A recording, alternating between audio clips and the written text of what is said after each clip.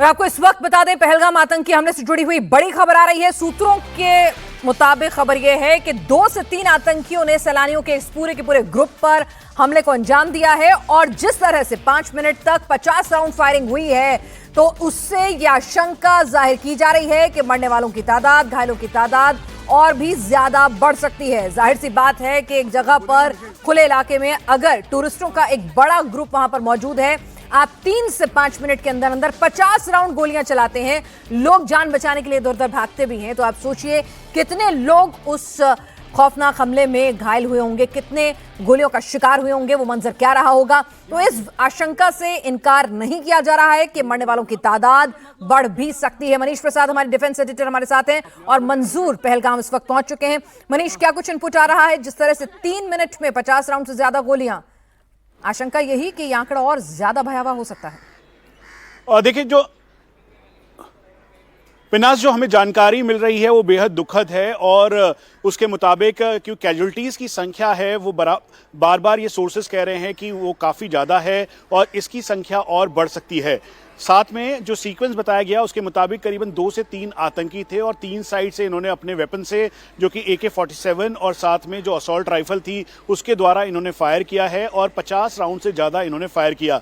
जो कैजुअल्टी का नंबर है, क्योंकि बहुत ही सोचे समझे तरीके से कम जो इंटेलिजेंस सोर्सेज हैं वो कह रहे हैं कि 2 से 3 बार इस पूरे एरिया की रैकी की गई होगी और इसी वजह से टारगेटेड तौर पर जहां पर खाने का पंडाल लगा हुआ था, शॉप्स थी खाने की, ठीक उस जगह पर फायर किया। उसके अलावा जो दूसरे की तरफ, नीचे की तरफ जहां पे जो एक पूरा ठीक है, मैं आपको रोकना चाहूंगी। तो बदला पूरा होगा और ये बात टॉप ऑफिशियल्स ने साफ कर दी है। आतंकियों के खात्मे के लिए ऑपरेशन शुरू हो गया है। जम्मू कश्मीर के उपराज्यपाल ने सोशल मीडिया पर बाकायदा जानकारी दी है। मनोज सिन्हा ने लिखा है कि आतंकियों को भारी कीमत चुकानी पड़ेगी। जम्मू कश्मीर के LG का बड़ा बयान आया है। इससे पहले प्रधानमंत्री मोदी भी दुख के साथ साथ ये बता चुके हैं कि कोई भी आतंकी बख्शा नहीं जाएगा और यही रुख गृह मंत्री अमित शाह का भी था, जो अब से कुछ ही देर में श्रीनगर पहुंचेंगे।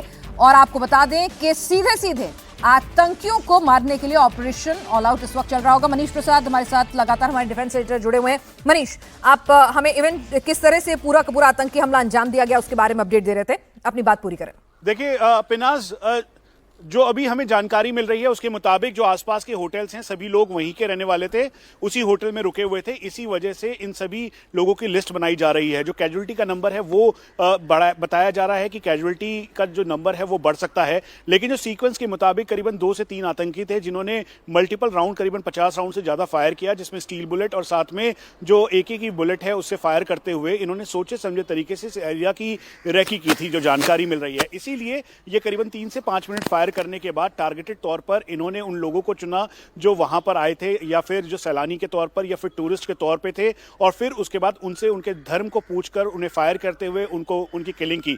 यहां तक कि जो इंटेलिजेंस सोर्सेज हैं वो इस बात को भी कह रहे हैं कि कुछ लोगों के साथ इन्होंने अमानवीय व्यवहार किया और फिर उसके बाद उनको वहां पे शूट किया। इसके साथ साथ ये वहां से जो ऊपर की तरफ आप पहाड़ देख रहे हैं, जंगल एरिया देख रहे हैं, दरअसल इसी एरिया की तरफ ये फिर वहां से गायब हो गए और ऊपर की तरफ ये ढोग है जहां पे इंटेलिजेंस मिला था कि ये आतंकी वहां पे छुपे हो सकते हैं। और इनके साथ साथ इस समय मल्टीपल टीम्स के तौर पर जो हमें जानकारी मिल रही है, क्लासिफाइड रीजन से हम ज्यादा जानकारी नहीं दे सकते, लेकिन हम आपको बता दें कि एक टीम जहां जिसमें स्पेशल फोर्सेस के कमांडोज, उसके अलावा जो भारतीय सेना के उस यूनिट के ऑफिसर्स हैं वो मौजूद हैं, उसके अलावा जम्मू कश्मीर पुलिस की SOG है, आउटर कॉर्डन CRPF ने लगा रखा है और ये अग्रेसिव ऑपरेशन किया जा रहा है। और पैरेलल टीम जो इनके स्लीपर सेल्स हैं, जो इनको OGWs हैं, ओवरग्राउंड वर्कर, जो इनको मनीष कहा तो ये भी जा रहा है कि इनके जो टूरिस्ट वहां मौजूद थे उनके ID कार्ड देखे गए, उनकी आइडेंटिटी जो है चेक की गई, धर्म पूछा गया, नाम पूछा गया। इस पर क्या कुछ इनपुट आपके पास मौजूद है?